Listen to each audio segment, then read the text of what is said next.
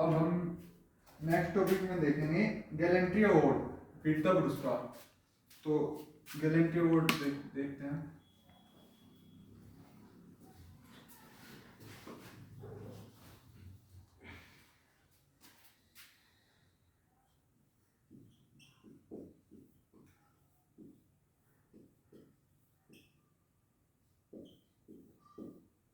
तो gallantry award कौन कौन से सेना के अंदर दिए जाते हैं, वॉर टाइम में और पीस टाइम में। तो वॉर टाइम में जो जो गैलेंट्री अवार्ड दिए जाते हैं वो है पीवीसी, एमवीसी और वीआरसी।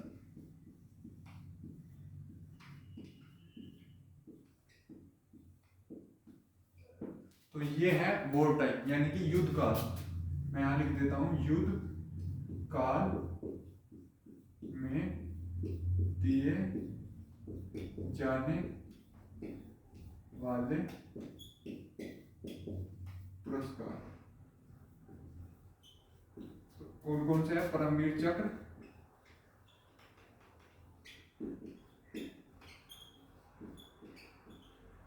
महावीर चक्र,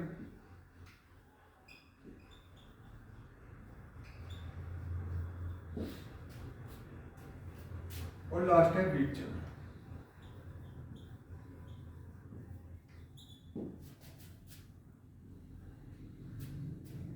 तो आप देख सकते हैं परमवीर चक्र, महावीर चक्र और वीर चक्र। तो फिर आते हैं इसमें, ये है युद्ध काल में दिए जाने वाले। अब देखते हैं हम शांति काल में।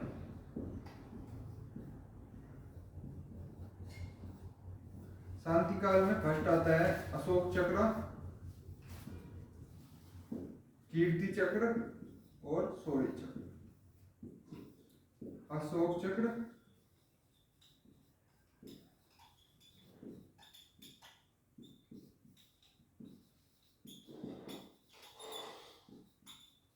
और शौर्य चक्र।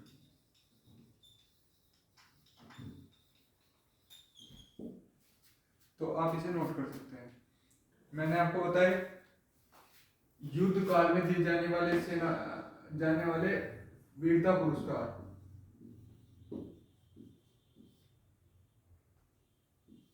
तो युद्ध काल में दिए जाने वाले महावीर चक्र, परमवीर चक्र, महावीर चक्र, वीर चक्र और अशोक चक्र, कीर्ति चक्र, शौर्य चक्र। तो ये सभी दिए जाते हैं। अब इसमें आगे कौन सा क्वेश्चन बनेगा इससे रिलेटेड, मैं उसे अभी आपको डिस्कस करके बताऊंगा।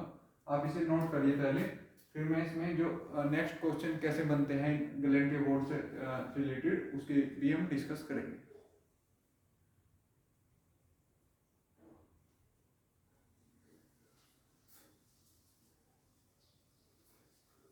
तो अगर आपने नोट कर लिया हो सभी तो मैं भी आपको बताता हूँ।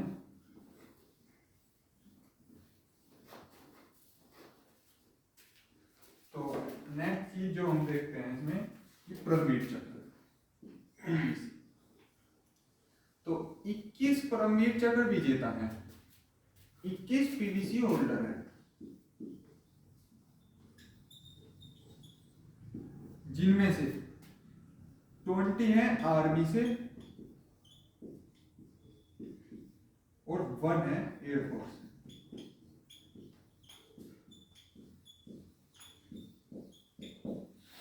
तो आपको इनके बारे में पढ़ना है। एयरफोर्स से एकमात्र है निर्मलजीत सिंह सेठ।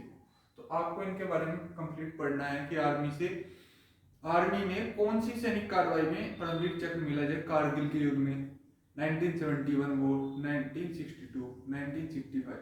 तो ऐसा करके आपको कंप्लीट पढ़ना है कि कौन से युद्ध में पीवीसी मिला, और आपको कंप्लीट डिटेल इनके बारे में पढ़नी है, क्योंकि इनसे रिलेटेड क्वेश्चन लगातार आ रहे हैं सी सर्टिफिकेट और पी सर्टिफिकेट। तो आप इसे देख सकते हैं। इसके बाद में मैं आपको बताऊंगा कि तीनों सेनाओं में दिया जाने वाला सैन्य पुरस्कार कौन कौन सा है, मैं आपको उसके बारे में बताऊंगा। आप इसे नोट कर सकते हैं।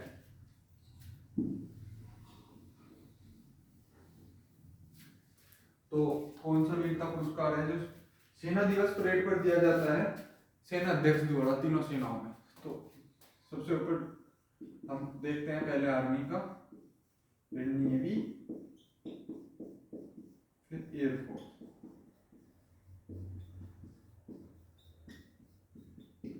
आर्मी में है सेना मेडल,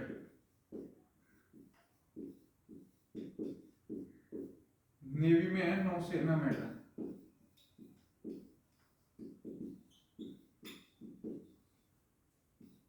वायुसेना मेडल। तो सेना मेडल को बोलते हैं हम एसएम, नौसेना मेडल को बोलते हैं एनएम और वायुसेना मेडल को बोलते हैं। तो आप इन्हें देख सकते हैं, सेना मेडल, नौसेना मेडल और वायुसेना मेडल। इससे बाद में जो इसमें दिया गया है कि भारतीय थल सेना के प्रथम अध्यक्ष कौन थे? General Rajendra Singh, vice admiral Ramdas और एयर मार्शल सर थॉमस एल हर्ट। तो इसमें से आप देख सकते हैं कि भारत के फील्ड मार्शल को आप देख सकते हैं, मैं अभी आपको नाम लिखूंगा।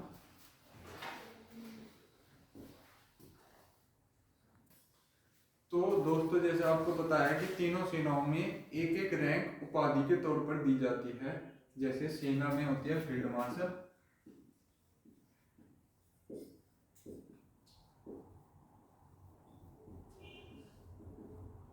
एयरफोर्स में होती है मार्शल ऑफ द एयरफोर्स,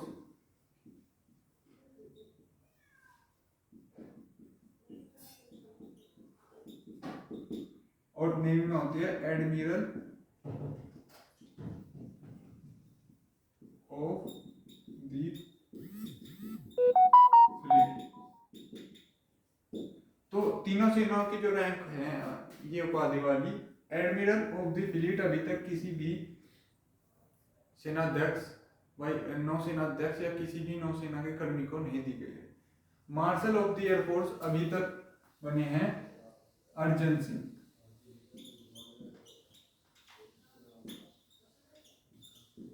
तो मार्शल ऑफ द एयरफोर्स है अर्जन सिंह।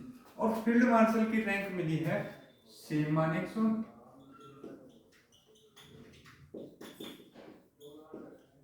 और किएव।